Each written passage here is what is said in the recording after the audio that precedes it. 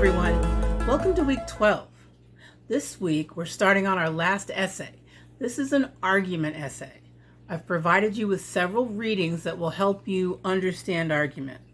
As usual, I want you to do the readings and watch the videos and take Cornell notes. I also want you to do a quiz that will help you to measure what you got from your readings and viewings. Today, I'm going to talk a little bit about argument. In an argument, one person tries to convince another person of some idea. It's different from an informative essay in that the writer has to take a side instead of being unbiased. People try to convince people of things all the time, but they don't always use good argument. Sometimes they use emotion or manipulation. What we're going to learn is how to convince people using logic and reason. That doesn't mean we don't use emotion at all, but we use it ethically. Our more important tools of persuasion are facts. When we organize our facts in a logical way, we can create a cogent or good argument. Cogent reasoning has 3 basic rules. First, we must have justified premises. A premise is a statement of fact, like the sky is blue. A justified premise is a statement of fact that has already been proven or demonstrated. Second, we must include all relevant information. For example, it's not enough to say something like, if it has 2 feet, feathers, and a beak, it's a duck. That isn't enough information to prove duck. Finally, it has to be valid.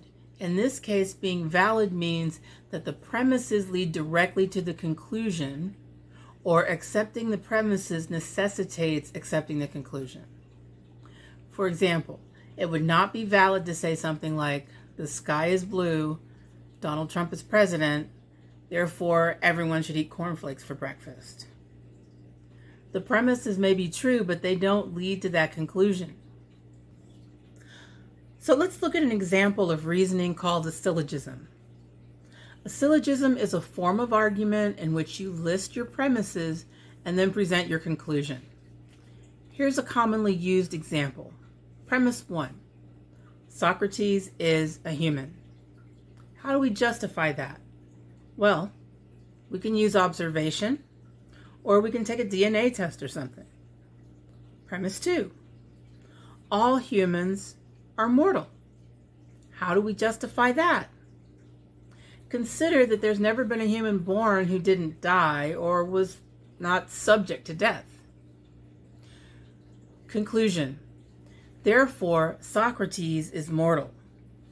You can see that in this example, the premises are true and lead necessarily to that conclusion. This is called deductive reasoning.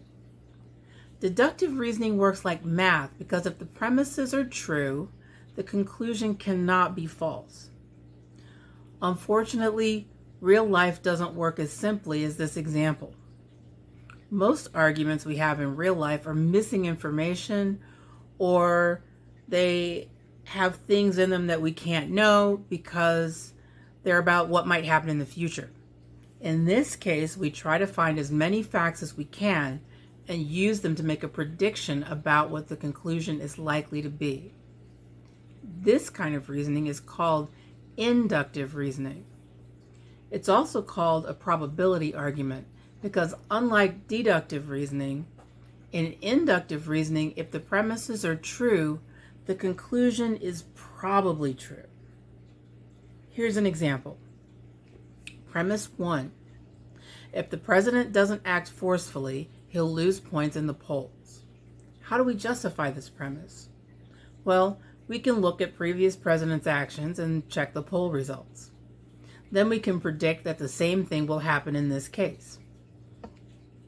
Premise 2. The president won't act forcefully. How do we justify that premise? Well, maybe the president never acts forcefully. Maybe the president has stated an intention not to act forcefully. Conclusion. Therefore, the president will lose points in the polls. Think about it. Is that necessarily true? No, because we can't know what will happen in the future.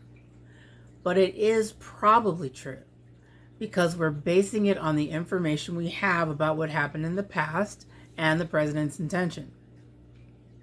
That's the way most arguments work. We're always missing some information. What we do is that we bring as much information as we can to the argument.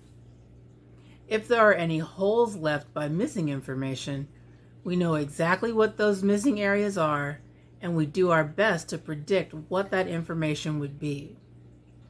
We make what we call an inductive leap over what's missing to get to our conclusion. You will notice that the syllogism works in the same way that essays work. We have something that we're trying to prove, and we give evidence in the form of facts and reason to demonstrate the validity of our claim. When you write an argument, or even when you argue with a friend about something, you should always make sure your argument is cogent.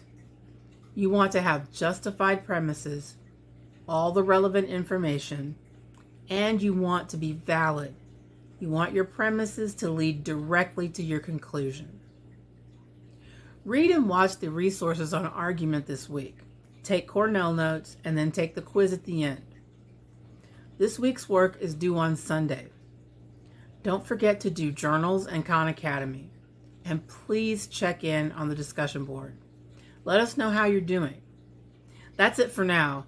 I hope you enjoy the readings and videos. See you next week. Bye-bye.